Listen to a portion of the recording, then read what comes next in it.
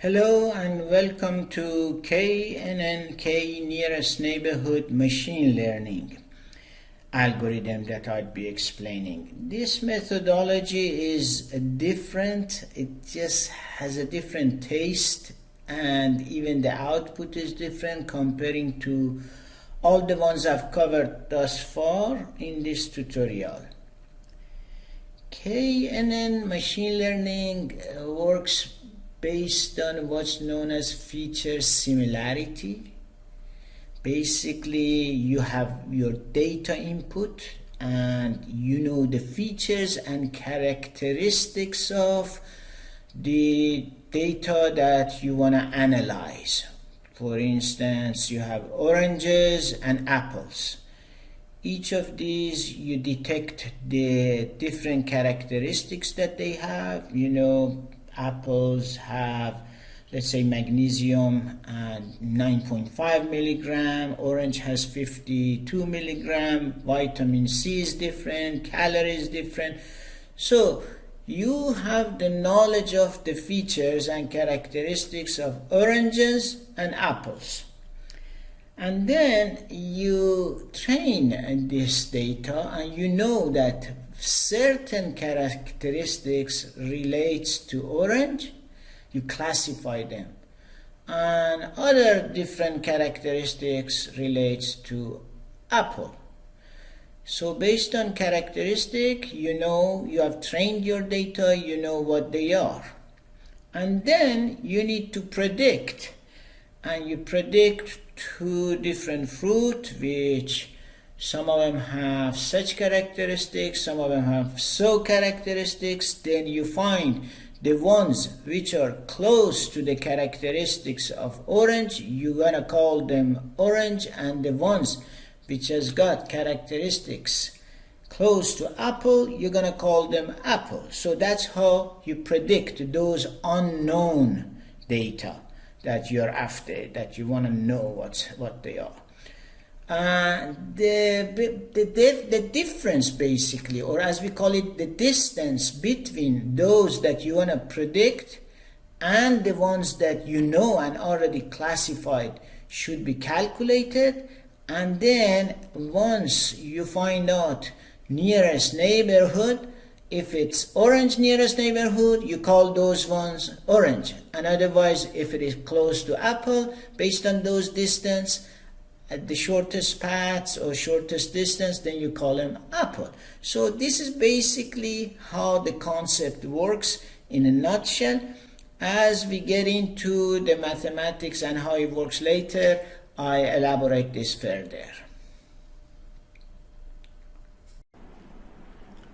Okay, as I alluded to at the beginning, machine learning algorithm in ALTEVAL does the alternative evaluation. However, it conducts more operations than just alternative evaluation.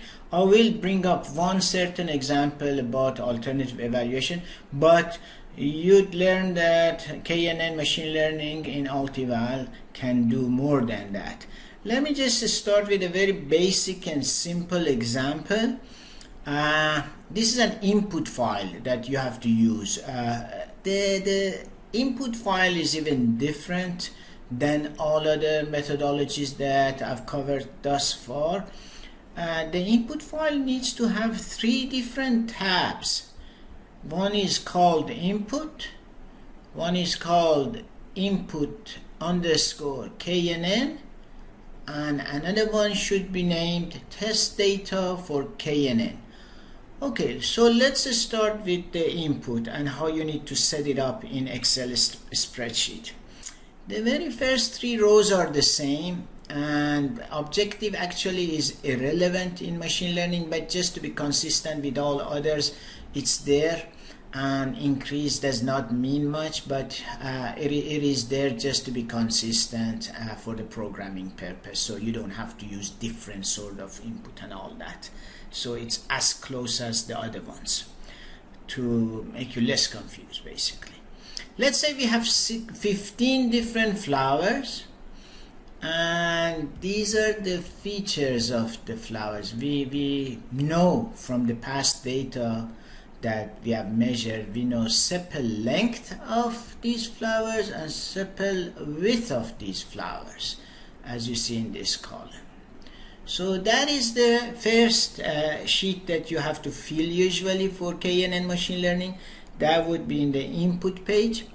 And then let's see what we have learned from this data. So this is the data trained. We have learned that flower 1 is setosa, flower 2 is setosa, flower 3 is virginica, and goes on. We have also versicolor, flower 8 is versicolor. For instance, flower 15 is versicolor. So this is what we have learned. So far these are the known data. But the objective is in this third page, which again we repeat the first 3 rows. Now we have a flower 16, which is unknown, and we want to know what kind of flower this one is based on what data we have, and I've gone through it for you.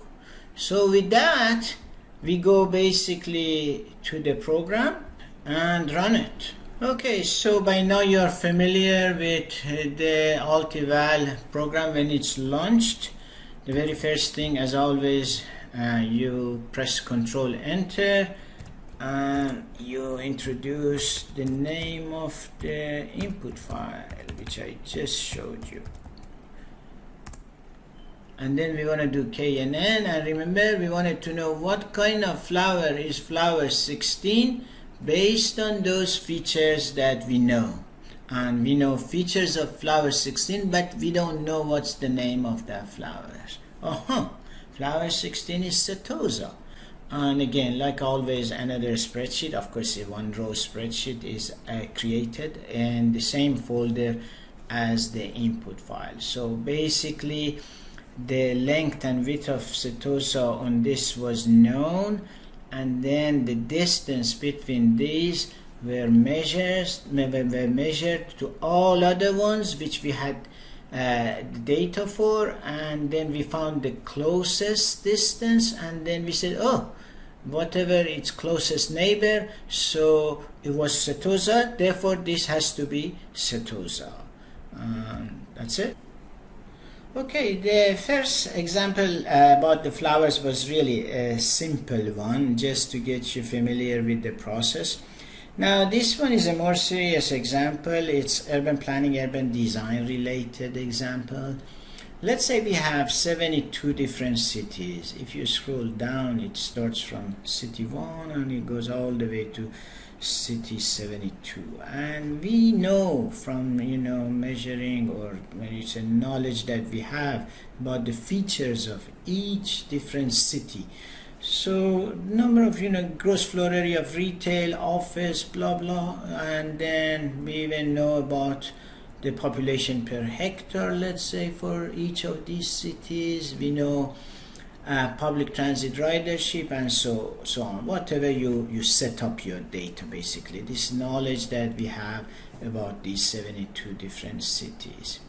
Then we have learned also what we have learned, or what we call it trained data, that city 1 is Decca, for instance. Other one, city 9 is Milan, and so forth. City 19 is Mexico City, and so we have the names of all this city. That's the trained data, the learned data as well.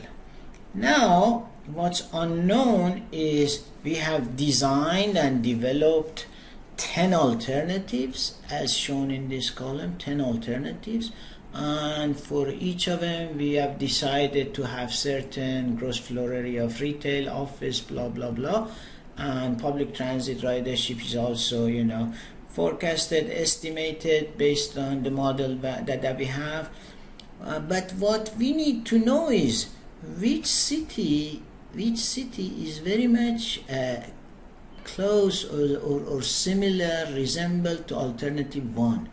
Which city among all those cities that we have in the data input is close and similar to alternative 2, and so on. So this is what we need to let our client know, that if he decides to go based on alternative 8, then he'll get a place which is very much similar and has got same characteristics, not the same but close. Remember, this is K nearest neighborhood, so it's closest neighbor in terms of its features to such and so city. This is what we're trying to now solve.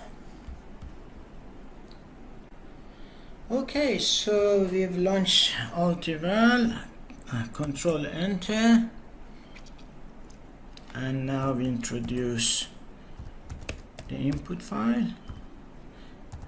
It's called urban1.xlsx, and we press KNN Machine Learning here, and this is what we wanted to know here. Alternative 1 is very much like Venice, based on what we have decided to have in that place, based on different retail and office and so forth. So the characteristic of alternative 1 is closest to Venice, alternative 2 is Geneva, alternative 3 is Istanbul, and goes on. So basically, so quickly it measures the distances between the unknown and known for different variables, and overall it found which city is closest to which alternative, and that's it. Okay, so let's solve another problem here. Really, I mean, the two examples that I brought up and showed you, it did not do much about alternative evaluation. It solved some other interesting problems.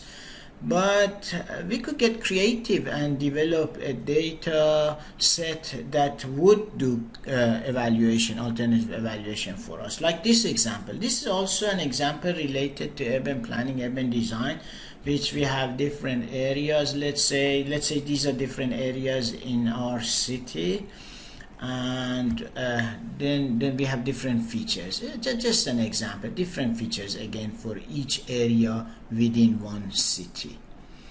And then let's say we have a citizen participation meeting or a stakeholder meeting, and the groups have opinion about each area. They all believe that on average area 1 should be ranked as B, A, B, C, D. Let's say A being the best, all the way it goes to E. And area 2, they don't like it as much as area 1. They think that should be ranked as C, and so forth. So they rank all this. So this is also a known data, or trained. We have learned what people, what citizens think about this, and or stakeholder meeting or whatever. So we have the ranks as known data as well, and we have the features. Now we want to see, we have developed, as planners, we have developed 10 alternatives for them, and these 10 alternatives have certain features, and we want to see what would the rank of each alternative be, so they would choose the best one, and that's what we are trying to solve. So in a way, it's evaluating these alternatives, and we want to see which one gets A, B, C, D, E, and so forth. So let's solve that problem using ALTEVAL. Okay, we launch ALTEVAL, and as always, Control Enter, so ALTEVAL can call the input files. Demo, this one we called it urban2.xlsx, and we want to do KNN Machine Learning, and there we go. So remember, we had 10 alternatives that we wanted to rank, and looks like client definitely shouldn't pick alternative 3 that got an F rank, but they have to consider alternative 2 that got a rank A, alternative 4, 5, 9, and 10, and they could do further evaluation in order to pick up the most preferred one. So basically, we got the ranks based on what people, what citizens or stakeholder ranked the known areas, and that sort of almost guarantees that if you follow this, they probably would like it as much as whatever they already had liked and gave rank A to those. Okay, let's talk about the KNN mathematics. How does mathematics of machine learning works? Again, I have a simple and silly example, but good for the purpose of teaching how the math works in this KNN machine learning.